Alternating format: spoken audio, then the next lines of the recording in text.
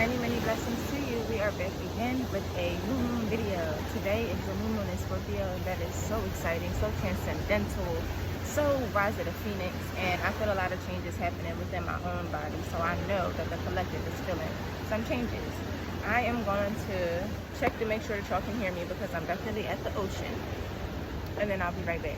But yeah, it's hot and I'm trying to make sure I'm not showing my goodies because that's not the point of the video.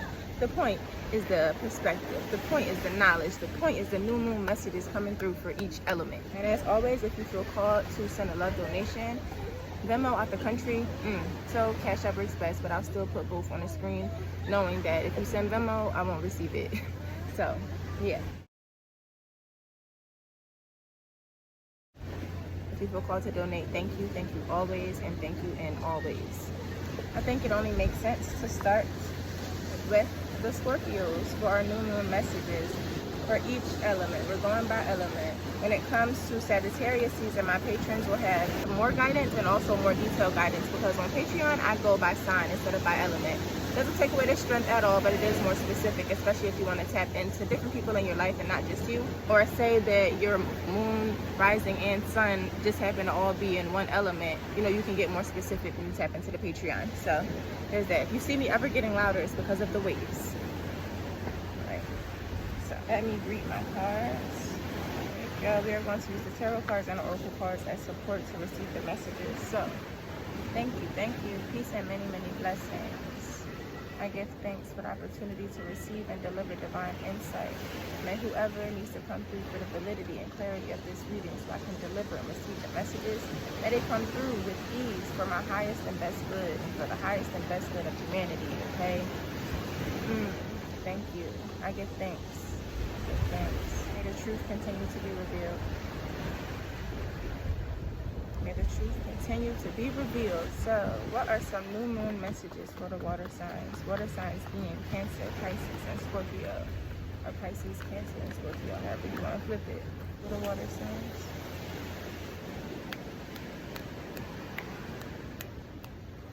What I've been doing, or how I've been working with this reading, is I'll pull the oracle cards first for the messages and then get support cards from tarot to, you know, give me more detail on the situation or what the card may be speaking to. So for the water signs, we get stripping illusions and burdens. So I'm seeing a lot about you're in a process where you may be in a lot of doubt, and some of this doubt of your own is making you pick up some troubles or some burdens of others to make you feel like you're doing something. And I can see that coming through in the village card, right? It's like you're taking it outside of yourself and making it a big thing, or making it all the people. And I feel like if you were to dial it back and take it back to self, you will find that the things that you're saying about other people are really what you're saying about yourself. The fears that you have for other people are really the fears for yourself. The doubts that you have about the progression of other people are really about the doubts of progression within yourself. And I see some of the stripping illusions having to do with sexuality. Like, you don't have to be so rigid in a structure of what you think that you're going to receive or what you think that you want, because if you don't know what you want, then you're just allowing and inviting in confusion by not, you have to admit that you don't know what you want so that you can be shown something. And yeah, I see that coming through too. That's a part of stripping the illusions. What do you make it mean about yourself that you struggle with your sexuality, or that you don't know exactly where you want to, you know, get in there? And then with burden too, is making me think about transformation. When you're picking up on other people's things and you're joining their journey, first of all, you don't allow for divine interaction, one. And then two, you take away from other people's lessons, right? You're getting in the way of their transformation. They can't shed their skin the same because they got somebody else's inner energy that's trying to influence their path. And that's not your job. Your job is not to influence the path of others. Your path is to focus on yourself, and then if people want to follow, then they'll do so, but you can't force somebody into it. And I'm seeing that with burden. Yeah. Just because you show somebody that you care about them doesn't mean that they have to follow you. And then we have the Two of Fire here, which to me represents a balance of feminine and masculine energy, but also a house is a home. It makes me think about this love. Is this love by Bob Marley? We'll be together with the roof over it. Like yeah, that is making me think of that. But I think that there is it's hard for you to connect with somebody that's on your energetic level, because you're picking up the things of others, or you're like meddling in business that's not yours because you don't feel secure within your own right, and that's making you feel busy or making you feel like you're doing something. And then this stripping illusions thing, you know, beauty grow in the mud. The lotus flower is used as an example because it grows in muck, right? And through that muck comes these beautiful flowers that open up, and amazing. So it's like you have to allow for your transformation to come. Stay in your muck, right? Don't try to meddle in somebody else's muck or clean up somebody else's muck thinking that that's going to help you. It's not. It just takes you further away from your path. It taints the village. It slows down the connection that you'll have with this person. I think that this energy, the two of fire, it's like a matching passion. There's a matching passion. And it's like a spiritual love. There's a spiritual love here that grows into the material. There's spiritual love that materializes into this realm. But it comes by way of you stripping illusions about sexuality, about home, about people, and how they should be living. And, you know, staying into your own business. Minding your own business. Yep. All right, that is the water signs. Now I'm going to move on to fire signs. Yeah, Aries, Leo, Sagittarius. So for the fire signs, we get Ascension, and then we have duality. Ascension and duality. So it seems like you got to accept both parts of yourself. The masculine and the feminine, the good and the bad, the positive and the negative. It's like you need to integrate all parts of yourself in order to have the power that you need to ascend. And I see what's in the way is like your mind. So we have the 5 of air. So it could be the influence of your own mind or the influence of other people, but it's definitely a mental thing where you're letting people get into your head about the way that you should act, about the way that you should present yourself in the world. And it's almost like you're stuck in a nest. It's almost like you're stuck in a nest, but the nest that you're stuck in isn't because you want to stay, it's because of the fears of others. And it is okay to have fear and still do it. You know, I think that sometimes people think, oh, I have to get rid of fear. I just must never be afraid again. And that's not the case. What it is alchemizing that into some fuel so that it allows you to keep going. And what I also see in the duality is Oshun coming through. So maybe you are doubting aspects of your femininity, now allowing yourself to flow into things or to relax. And it's almost like you're not able to ground yourself because you're being very mental right now. You can't think yourself through ascension. You know what I'm saying? It takes work. It takes body work. You got to connect to your body, connect to your friends, and trust that you can use your softness to make friendships that's worthwhile, because that's where you're headed. It's like you're strengthening your relationships, but it starts by way of you being more vulnerable with people and opening your heart. And yeah, love. More love. Bring more love to the situation. When you're thinking something and it's running through your old programming, or you're experiencing a situation and it's running through your old programming, how can you use softness in it? How can you invite more love into the situation so that you can gain more clarity from it? Because the old programming is what's going to give you one of the old results, and you want new results here that's going to produce ascension, that's going to allow us to rise. And I also hear tell the truth. Tell the truth. You cannot rise when you are lying. When you're lying down, you're laying down, you can't rise. So tell the truth. Tell the truth in that too. Maybe someone around you has you afraid to live in your truth.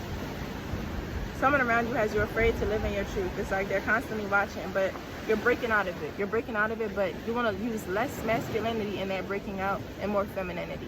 Get out of your head and look at the bigger picture. Get out of your head and look at the bigger picture.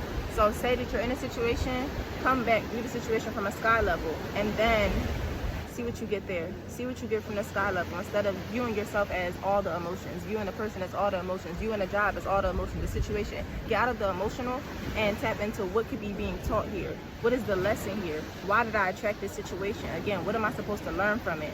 And that helps. That taps into the duality too, because you stop seeing everything as so personal. It ain't personal, babe, unless you make it. That's fire signs.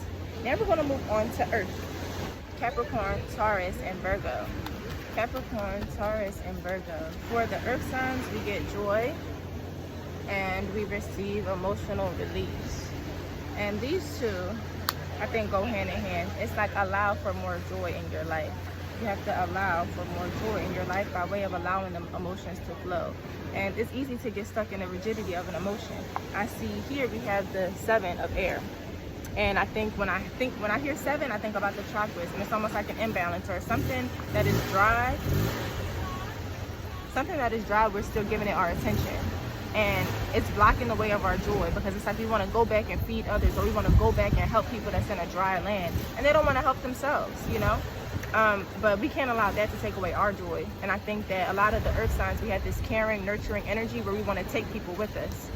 We want people to come with us. We want people on a journey with us. And it's like, So it's a full nest of baby birds. But who's to say that we're the mother? You know what I'm saying? It's a full nest of empty birds, but who's to say that we're the mother? We can care for it, we can hold space for it, we can, you know, but why do we have to stop our journey for something that's not really ours? And really, you lead by example. For emotional release, I want to tap into Ogun with that, because Ogun is like the bloodthirsty executioner, but for God. And with this emotional release, it's more like you have been trying to just suppress it. You know, I'm going to just push you down. I'm not going to ask. I don't need support. I'm okay. I'm fine. I'm fine. I'm fine. And Ogun is like, no, you need to do something to release those emotions. Whether you're writing it out, whether you're going to go do movement to release it out of your body, there's something that needs to be done in order to get the emotions out. Because the thinking is not doing it. And I really, really resonate with this. So I'm like, oh, I'll just sit in stillness. No, you have to go do something. And when I say go do something, it's not like go do something to make yourself feel better. It's like do something for your body. You know, even if it's listening to some healing sounds, or no, that's not what it is. Go do something for your body. Go take a walk.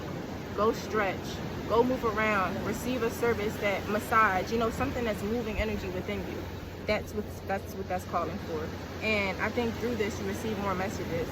You receive more messages once you tap into emotional release, because you're tapped into receiving. You know what I'm saying? It's like, oh, well, if I can move some things, then I can receive some things. It's that ebb and flow. But if you're stuck, you know. And then also coming back to the joy card, joy is not only the destination, joy is the vehicle. Use the joy to get what you want to be. Use your joy, use your joy, use your joy. And stop coming back to these dead situations. At first I thought that I was wrong, or, you know, getting something off about this, but it's just speaking to a dead situation. Dry, arid, like it's no point of going back to that. It's no point of going back to that. It's like a mental space that you created that you go to, and that's not it. That's not it. Use your joy as your destination, and actually do something physical for the release of your emotions. Those are my new messages for earth signs. Now we will go on to air signs. Libra, Aquarius, and Gemini. Libra, Aquarius, and Gemini. And yeah, man, when it comes down to that emotional release, you cannot let people get you down. Signs being Aquarius, Gemini, and Libra. Gemini, Libra, Aquarius, Libra, Gemini, all that. Air signs, air signs. Signs we called Inner Journey. And then outside of Inner Journey, we have Reunion of Souls. And this just makes me think that your inner journey, whatever inner work that you're doing, is leading you right to your community. I also had the thought of some of y'all having a baby. That reunion of souls from mother to child, because I believe, my philosophy is that we choose our mothers. So what an ultimate, you know, soul reconnection. But then with the tarot support cards, we get the earth, and the earth is representative of a journey, right? So I think that, yeah, your inner journey is taking you on an outer journey for you to find something. So this shows me that there's not something that's quite fulfilled yet. And I think that your inner journey leads you to that fulfillment, to reunite you with people. Because I think that we all need people, right? So on a journey to find their people. I definitely see that. It's coming through so clear. And then we have the Ten of Water, which is all about coming up with your community, rising up with your community. That reunion of souls, you about to find your people. You're walking into your tribe. This is amazing and beautiful and wonderful. And sometimes it doesn't feel that good, because when we're in the inner journey, it feels alone, and you feel like you're, you know, shedding so many people, and you don't really have nobody and things like that. But yeah, you're walking right into a group of communities. I mean, you're walking right into a community that loves you, that supports you, that's on your same type time. And even if they're not on the same type time, like, they accept you as you are, and that's really what's important. You know how fish be. They swim together, but you gotta swim alone and find your path alone to come together. And the last thing that came out with y'all was the Two of Air. So there may be some love growing in the air with this inner journey too, or maybe you're reuniting with a lover. So that's exciting. We have reuniting with love as well as reuniting with community. So it could be either or, but it could be either or and also both, because it doesn't have to be either or. We can, you know, I think it just depends on where you are in your cycle, where you are in your journey, if you're ready for a relationship. Bye. I wanted to say Zaijian. Oh my goodness. Yeah, that's so interesting. So how are you perceiving this inner journey? Are you letting yourself flow with it? Because if there's resistance, then it kind of knots up everything, and we trying to attach to new strings within our energy, and that's what's showing up. So how much can you How much can you dive into yourself to create what you want? How much can you dive within yourself to latch on, not even latch on to, but again, to have your energy connect to all of those relationships and feelings that you know you want to have in the future? But it definitely starts by letting go and allowing it to happen. Allow the flow. Are you even open? Stay open. Stay open during your inner journey, because you never know how fast things can change. You never know where it's going to take you. Stay open, lead in love. Yes. So that felt good. That felt amazing. I felt like I could feel the energy within myself of each element, because we are all the elements. All the zodiac signs are inside of us. If that really did resonate with you and you want me to go more specific into your life, you know what I'm saying, you can book a personal reading with me, and that personal reading can either be tapping into the new moon, and I'll just give you a forecast of how you can work with the energies and whatever else you may want to know, but there's more on my website about that. Or you can just send in 3 questions for me to go deeper, and we'll go deeper. So thank you so much for watching. If anything resonated with you, please leave me a comment down below, and let's go. You never know how you can help somebody else grow or learn or connect by way of you just opening your mouth. Your voice is powerful, your opinion is powerful, your thoughts are powerful. So yes, thank you, and happy new moon, happy manifesting, happy calling it in. And remember, if you release it in the full moon, babe, don't pick it back up.